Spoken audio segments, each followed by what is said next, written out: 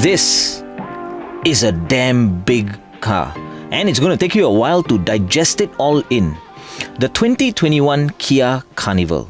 Yes, Carnival. As the name suggests, the makers are probably expecting you to have some fun with this. Let's see how that goes. I have done a first impressions video of this whale. So if you've not seen it, go check it out by clicking the link in the description.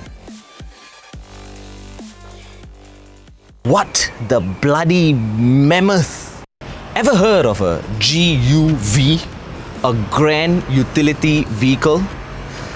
Yep, neither have I. So when I was first introduced to this Carnival as a GUV, my BS detectors went off. Well, basically, it's an MPV that's made to look less kunyang and more garang. And I'll give it to Kia. This does look good.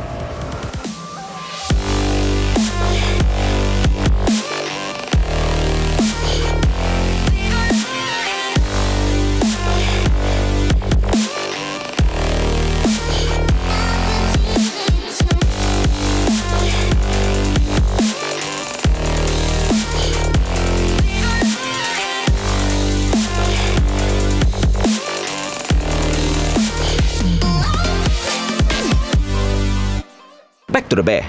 If you're still not convinced this Carnival looks good, all I need to do is plug in a picture of the old Carnival. See what I mean? It's like an Estima with a lot more features and a lot less egg-looking. The whole front of the car has been redesigned with this new grille. You've got LED lights and these DRLs, which are actually very unique because usually it's just a line or a bulb or some boring shape. But over here, it's a graph. Look at that. Starts here, then it goes up, then it goes down, then it swoops down. Reminds me of my bank balance. It has two huge sliding doors that'll open as long as you have the keys and you walk up to it. Very, very nice. Maybe your hands are full with, I don't know, kids you have kidnapped, or better yet, cartons of Heineken. Don't forget, Carnival. At the back, you get this light bar, which is starting to become irritatingly common. And look at this. The boot is so deep. You can, I don't know, waterproof this and turn this into a fish tank.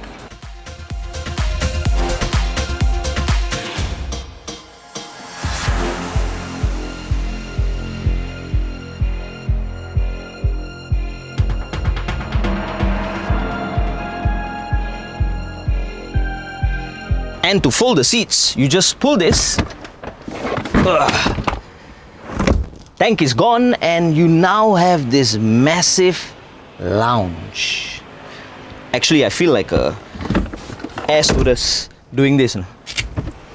You may be wondering, wait, where the hell is my spare tire? Or do I even get one? Yes, you do. It's actually very cleverly hidden right here. Just like a lorry. And this color, wow. The last time I saw this combo was actually on a Civic Type R. And black rims. Reminds me of a overly pregnant lady in high heels. She's not gonna pull it off, but you will applaud her bravery.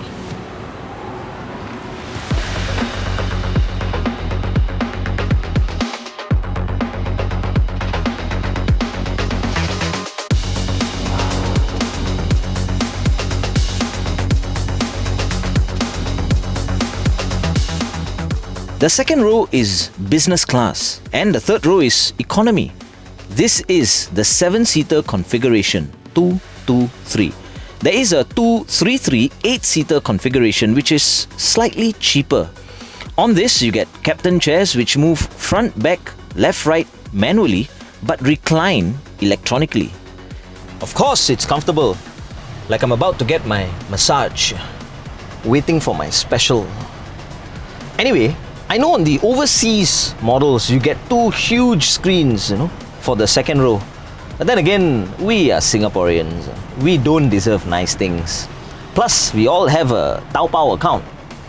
Instead of placing the aircon controls here in the middle, where any sane person would do, Kia has chosen to place it high up in the corner here. Because this is Air Carnival. Anyway, these aircon vents, they look weak. This is not going to dry my balls, but on the 7-seater variant, you actually get aircon seats for the first and second rows. Yes, wow. Kia is actually emotionally blackmailing you to buy this car. Aircon seats are just dope. Trust me, if you've never tried it, boy are you missing out. Yes, and if your car doesn't come with it, even your Taobao account can't save you. So, this feeling, getting blown in two directions. Okay, this is a family show, so let's move on.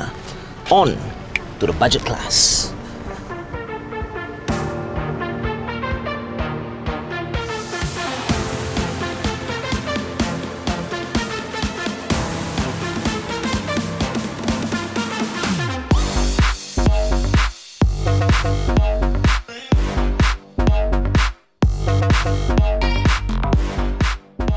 Aircon vents, cabin lights, a speaker, cubby holders, absolutely more than enough space for you and your 3 kids. Or even if you want to make more, there's space for that too. No problem. Okay, regarding the captain chairs, I actually don't like it. Yes, no, it's not that it's bad or anything. It's just that I feel there's too much of emphasis placed on the passengers who actually, majority of the time, really don't care. Yes, you start to sound like a salesman every time you're giving your midnight mass church members a lift back home. And before you know it, you start to sound desperate. Desperate to justify why you made the right choice buying this boat. Put it this way, this is the kind of car I want to be sleeping in on the way up to KL. But just before I reach my hotel, I want to get off and jump into something else. Don't ask me what, just something else.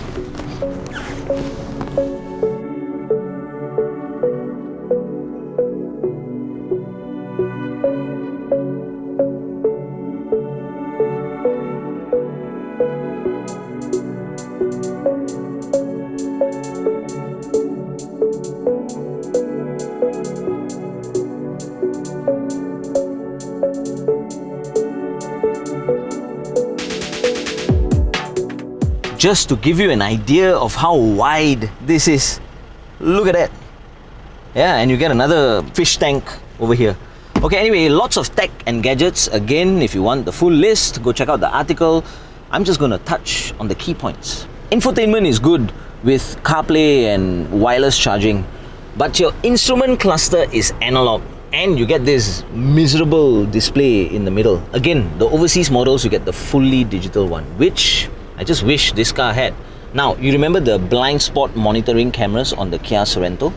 Yes, this doesn't come with it because it's analog on a car that really needs it. But besides that, I actually like this interior, the color, the layout, the build quality is good, and because of its sheer size, you feel rewarded.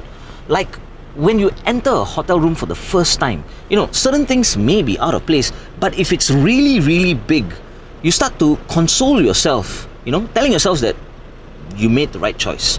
It's money well spent.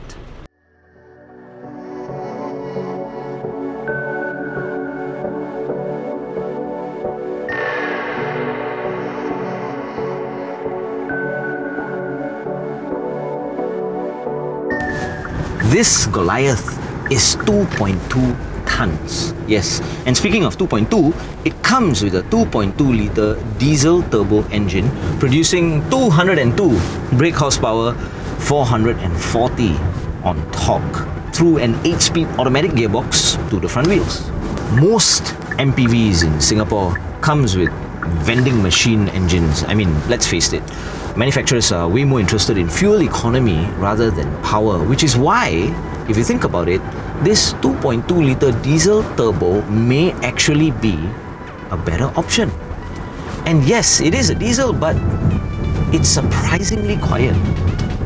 Now let me tell you, it will take you a while to get accustomed to the size of this van. Now I say van because the sitting position and the position of the wheels and all that when you drive it really remind me of a van, especially the ones with the front engines, you know, like the old Mercedes Vito. The very first Mercedes I drove, a van.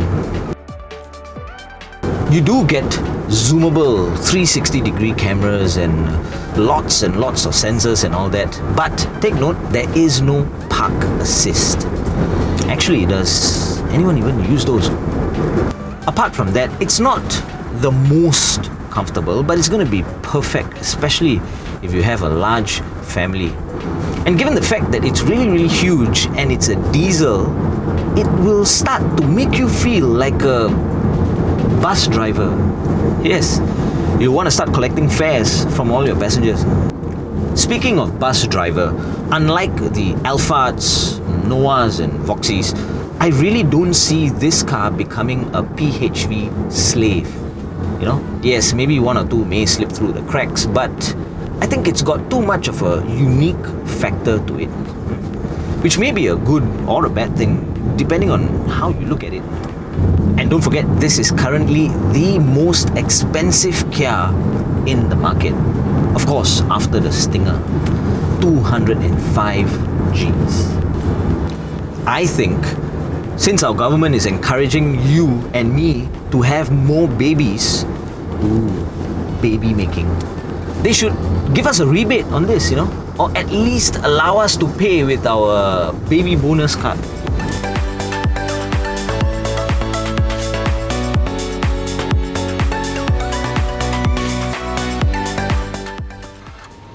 This is cool.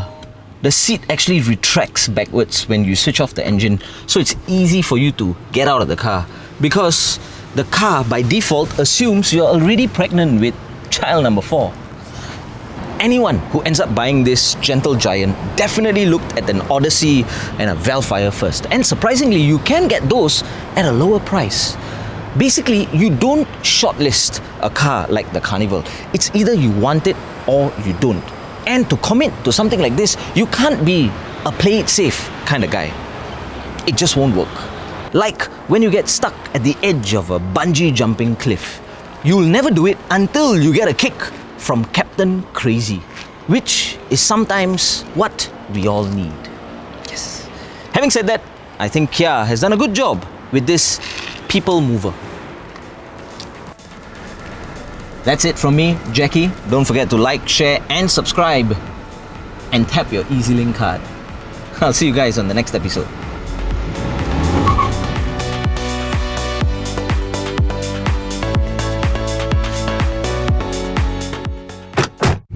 Motorist